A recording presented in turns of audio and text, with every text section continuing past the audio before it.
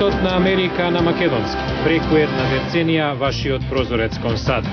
А сега, директно од студиото во Вашингтон. Добро вечер, ова е ТВ журналот News Flash на Гласот на Америка на македонски, а со вас во оваа емисија ќе биде Јулија Велковска.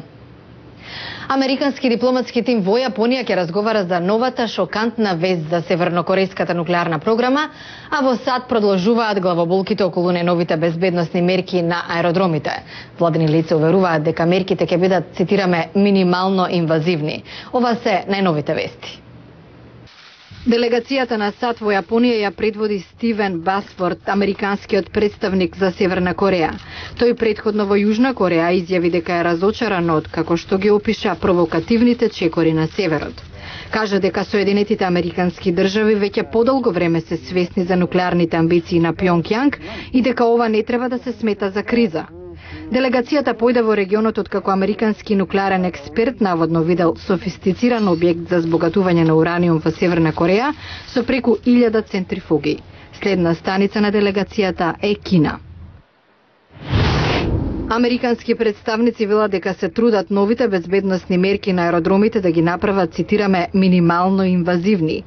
Раководителот на владината агенција за безбедност во сообраќајот Џон Пистол викендот изјави дека длабокото скенирање на целото тело и деталниот физички претрес можеби ќе бидат адаптирани при разработувањето на програмата.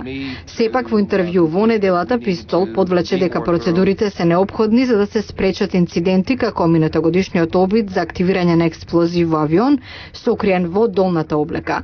Критичарите тврдат дека проверката ја нарушува приватноста на патниците.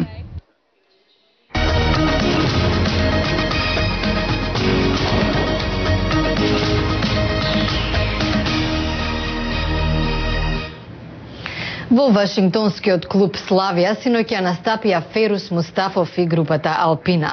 На репертоарот доминираа познати хитови од Ферус, но имаше и музика од подрачјето на поранешна Југославија за сечи вкус. Кралот на ромската музика најави нови концерти по САД и Канада по барање на иселениците. Извештај на Јане Бојаджиевски.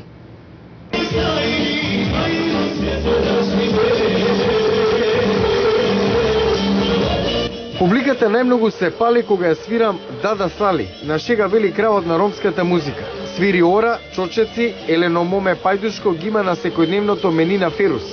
Пред Вашингтон свирел во Колумбус, а од американската престолнина заминува за Нью Џерси и Њујорк. Потоа поканете на фестивал на светски трубачи во Унгарија. Кралот на ромската музика не мирува.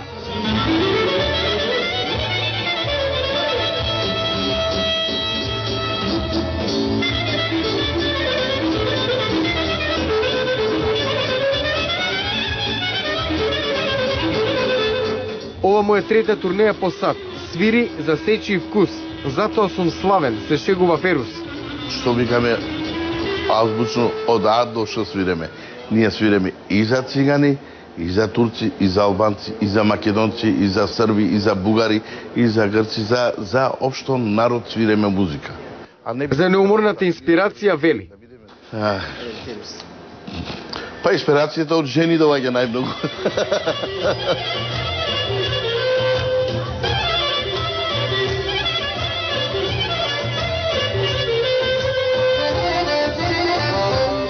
Свири на 13 инструменти.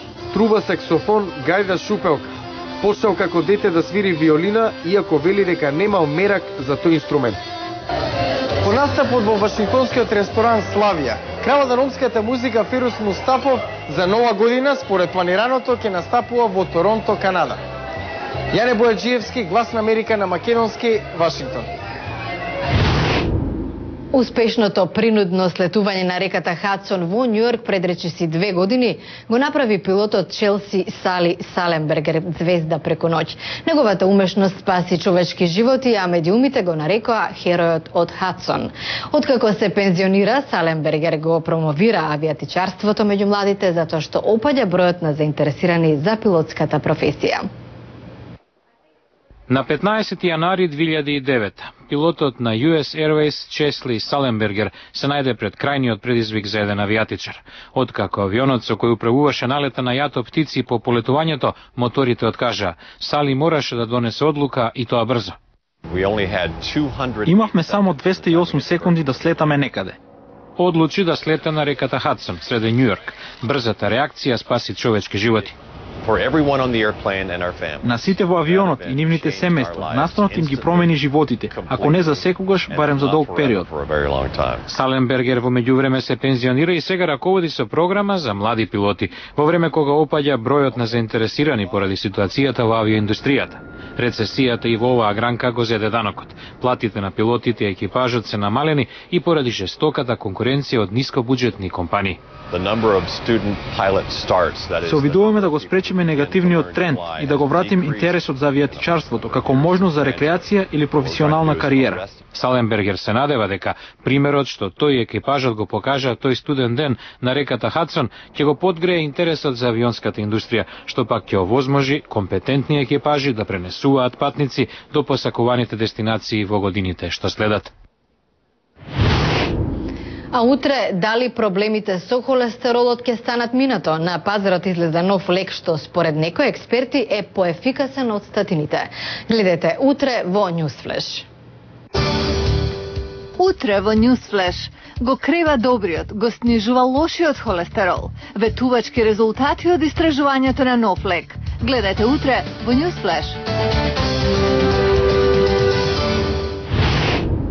Го гледавте Newsflash на Гласот на Америка на македонски. Јас сум Јулија Велковска од студиото во Вашингтон.